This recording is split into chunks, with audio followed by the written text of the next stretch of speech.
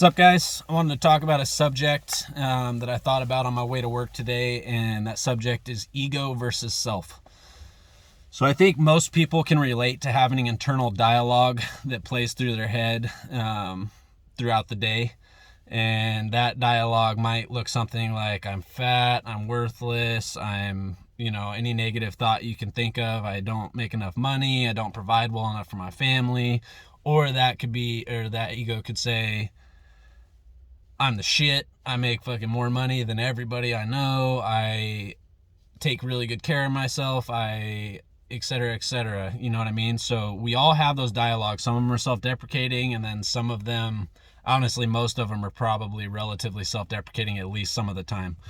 But the key distinction I want to talk about is understanding that those thoughts in your brain and your ego are not your being or yourself. There's two different things here. So when you're having those thoughts, you tend to live vividly in those thoughts, and you think that is your life, and you like build up this persona of who you are with your thoughts.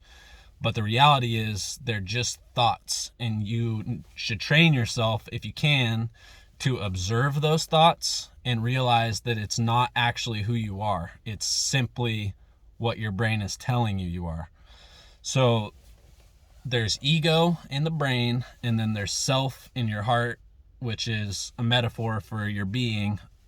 And learning to observe your ego with yourself is when you can make real changes and make positive things happen. So you wake up in the morning and you need to go to the gym, and you don't want to get up, and your brain's sitting there telling you, sleep another 30 minutes, it's not that big of a deal. Well, if you can separate yourself from those thoughts and observe it and be like, I'm just being lazy, you can apply changes to your life, because you don't get caught up in thinking that those thoughts are what rules your life.